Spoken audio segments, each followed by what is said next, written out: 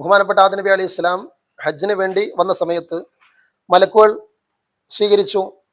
അദ്ദേഹത്തിന് പ്രാർത്ഥന നടത്തിയിട്ടുള്ളൊരു സംഭവം കിതാബുകളിൽ കാണാം. ആദം നബി അലൈഹി ഇസ്ലാമിനെ മലക്കുകൾ സ്വീകരിച്ചു. മലക്കുകൾ ആദം നബി അലൈഹി ഇസ്ലാമിനേക്ക് വേണ്ടി പ്രാർത്ഥിച്ചു, നിങ്ങളുടെ ഹജ്ജ് ഗുണമുള്ളതാവട്ടെ, ഹജ്ജുൻ മബ്രൂർ, ഗുണമുള്ളതാവട്ടെ എന്നുള്ള പ്രാർത്ഥന ആദം നബി അലൈഹി സ്വലാത്തു വസ്സലാമിനിക്ക് വേണ്ടി മലക്കുകൾ നടത്തിയിട്ടുണ്ട്. അങ്ങനെ ആദം നബി അലൈഹി സ്വലാത്തു വസ്സലാമിനെ അവർ സ്വീകരിക്കുകയും അദ്ദേഹം ഹജ്ജിന് വേണ്ടി പരിശുദ്ധമായിരിക്കുന്ന തവാഫിന് വേണ്ടി കഅബാലയത്തിന്റെ അടുക്കിലേക്ക് പോയി. കഅബാലയം തവാഫ് നിർവഹിക്കുന്നതിന് മുമ്പായിട്ട് ആദം നബി അലൈഹി സ്വലാം മലക്കുകളോട് ചോദിക്കുകയാണ്, മലക്കുകളെ, നിങ്ങൾ തവാഫ് ചെയ്യുമ്പോൾ എന്താണ് ചൊല്ലാറുള്ളത്? കഅബാലയം തവാഫ് ചെയ്യുമ്പോൾ നിങ്ങൾ എന്താണ് ചൊല്ലാറുള്ളത്? ആ സമയത്ത് മലക്കുകൾ ചൊല്ലിക്കൊടുത്തിട്ടുള്ളൊരു ദിക്ർ കിതാബുകളിൽ കാണാം. സുബ്ഹാനല്ലാഹി വൽഹംദുലില്ലാഹി വലാ ഇലാഹ ഇല്ലല്ലാഹു അല്ലാഹു അക്ബർ. ഇപ്പോൾ നമ്മൾ ഉംറക്ക് പോകുന്ന ആളുകൾ, ഹജ്ജിന് പോകുന്ന ആളുകൾ തവാഫിന്റെ സമയത്ത് മറ്റൊക്കെ കൂടുതലായിക്കൊണ്ട് ചൊല്ലാറുള്ള ദിക്ർ ഈ ദിക്ർ തന്നെയാണ്. സുബ്ഹാനല്ലാഹി വൽഹംദുലില്ലാഹി വലാ ഇലാഹ ഇല്ലല്ലാഹു അല്ലാഹു അക്ബർ എന്നുള്ള ദിക്റാണ്.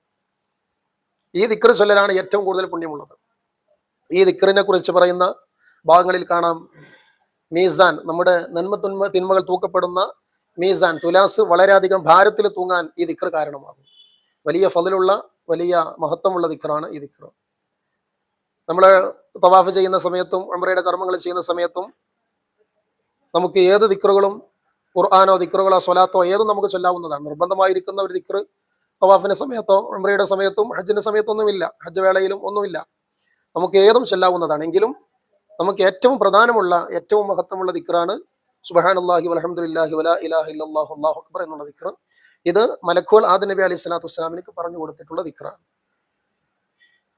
ഇത് ചൊല്ലലാണ് ഏറ്റവും കൂടുതൽ പുണ്യമുള്ളത്. എന്നാൽ റുക്നുൽ യമാനി മുതൽ റുക്നുൽ അസ്വദ് വരെ, അതായത് ഹജറുൽ അസ്വദിന്റെ മൂല എത്തുന്നതിന്റെ തൊട്ട് മുമ്പുള്ള മൂല റുക്നുൽ യമാൻ, അത് മുതൽ ഹജറുൽ അസ്വദിന്റെ ആ ഭാഗം വരെ നടക്കുന്ന സമയത്ത് റബ്ബന ആതിനാ ഫിദ്ദുനിയ ഹസന വഫിൽ ആഖിറതി ഹസനതൻ വഖിനാ അദാബന്നാർ എന്നുള്ള ദിക്ർ ചൊല്ലലാണ് ഏറ്റവും മഹത്വമുള്ളത്. അത് നമ്മൾ ശ്രദ്ധിക്കേണ്ടതാണ്.